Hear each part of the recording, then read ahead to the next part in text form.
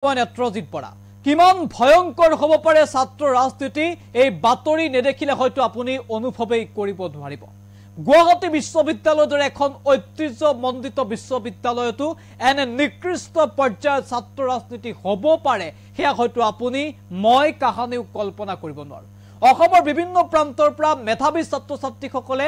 গুৱাহাটী বিশ্ববিদ্যালয়ৰ দৰে এখন বিশ্ববিদ্যালয়ত পঢ়িবলৈ আহি ইমান যে নিকৃষ্ট ৰাজনীতি কৰিব পাৰে হেয়া আপুনি মই এই বাতৰি নেদেখালৈকে কল্পনা কৰিব নোৱাৰো ছাত্ৰ ৰাজনীতি ইমান ভয়ংকৰ পৰ্যায়লৈ অসমত যাব বুলি আপুনি মই কাহানিও কল্পনা কৰিব হয়তো পৰা নাছিল কিন্তু এবাৰ গুৱাহাটী বিশ্ববিদ্যালয়ত ছাত্ৰ একতা সভাৰ সাধাৰণ নিৰ্বাচনৰ পাছত যে দৃশ্য দেখিবলৈ পোৱা গ'ল তাৰ পাছতে প্ৰশ্ন উঠিল একাংশ মেধাৱী ছাত্ৰ যিসকলে বিশ্ববিদ্যালয়ত পঢ়িবলৈ আহে তেওঁলোকে কেনেকৈ ইমান নিকৃষ্ট ৰাজনীতি কৰিব পাৰে তেওঁলোকে কেনেকৈ ইমান ভয়ংকৰ ৰাজনীতি কৰিব পাৰে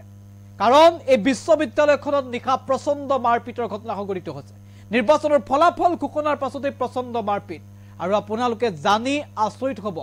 যে কেইবাগৰাকীও ছাত্ৰক হাস্পতালত ভৰ্তি কৰা হৈছে এজন ছাত্ৰক আইচিইউত ৰখা হৈছে বুলি খবৰ আহিছে অৱস্থা অত্যন্ত সংকটজনক এয়া হৈছে অসমৰ এখন আগশাৰী ঐতিহ্যমণ্ডিত বিশ্ববিদ্যালয়ৰ ছাত্ৰ একতা সভাৰ নিৰ্বাচনৰ পাছৰ দৃশ্য যিখন গুৱাহাটী বিশ্ববিদ্যালয়ৰ পৰা আমি মানৱ সম্পদ গঢ়াৰ কথা কওঁ যিখন গুৱাহাটী বিশ্ববিদ্যালয়ৰ ছাত্ৰ সমাজক লৈ অসমবাসী গৌৰৱ কৰে সেই বিশ্ববিদ্যালয়ৰ একাংশ ছাত্ৰৰ এনে নিকৃষ্ট ৰাজনীতিয়ে এইবাৰ পুনৰ প্ৰশ্ন তুলিছে যে অসমত ইমান নিম্ন পৰ্যায়লৈ ছাত্ৰ ৰাজনীতি কেনেকৈ যাব পাৰিলে যিসকল ছাত্ৰই ছাত্ৰ ৰাজনীতিক প্ৰতিনিধিত্ব কৰে তেওঁলোকে কিহৰ বাবে ইমান নিকৃষ্ট পৰ্যায়লৈ ইমান নিম্ন পৰ্যায়লৈ ছাত্ৰ ৰাজনীতিক লৈ গ'ল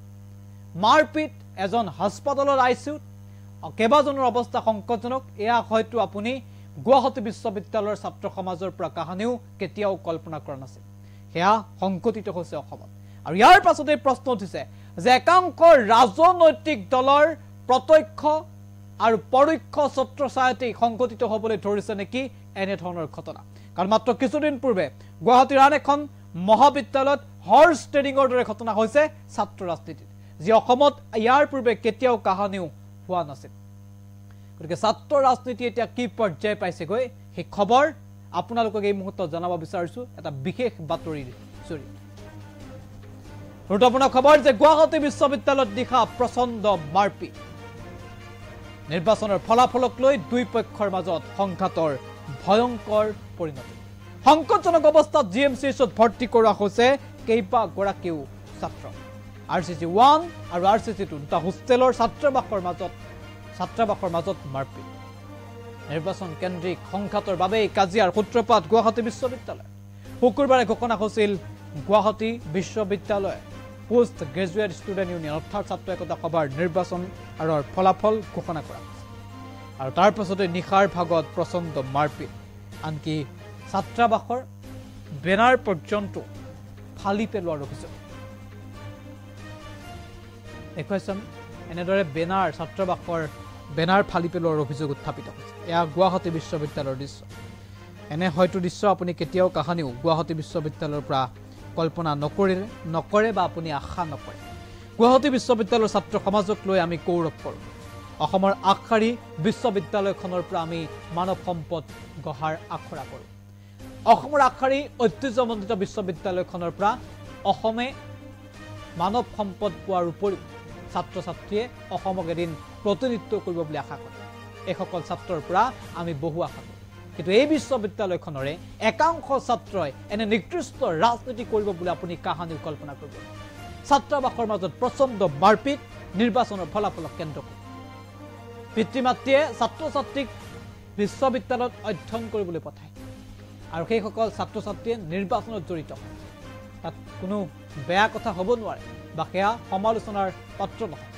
কিন্তু নিৰ্বাচনত অৱতীৰ্ণ হৈ নিৰ্বাচনত অংশগ্ৰহণ কৰি যেতিয়া মাৰপিটত লিপ্ত হয় তেতিয়াহ'লে সেয়া কোনো কাৰণতেই গ্ৰহণযোগ্য নহয় অধ্যয়ন কৰিবলৈ অহা ছাত্ৰৰ পৰা এনে আচৰণ কোনেও কেতিয়াও আশা নকৰে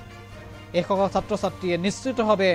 বুজি পোৱাৰ প্ৰয়োজন যে এনে ধৰণৰ ছাত্ৰ ৰাজনীতিৰ বিৰুদ্ধে তেওঁলোক সদায় সষ্টম হৈ থাকিব অন্যথা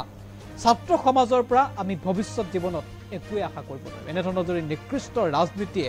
গুৱাহাটী বিশ্ববিদ্যালয়ৰ দৰে ঐতিহ্যমণ্ডিত বিশ্ববিদ্যালয়ত প্ৰৱেশ কৰে তেতিয়াহ'লে এয়া অসমৰ বাবে কোনো কাৰণতেই ভাল খবৰ কেতিয়াও হ'ব নোৱাৰে আৰু এনে ঘটনাক কেন্দ্ৰ কৰি এতিয়া সমগ্ৰ ৰাজ্যজুৰি ব্যাপক প্ৰতিক্ৰিয়াৰ সৃষ্টি হৈছে বিশ্ববিদ্যালয় অধ্যয়ন কৰিবলৈ অহা ছাত্ৰৰ পৰা আপুনি মই কাহানিও এনে নিকৃষ্ট ৰাজনীতি আশা নকৰোঁ এই নিকৃষ্ট ৰাজনীতি ইয়াতেই সমাপ্ত হওক ইয়াৰ পাছত এনেধৰণৰ ঘটনা সংঘটিত নহওক সেয়াই কামনা কৰিছে এতিয়া ৰাজ্যবাসী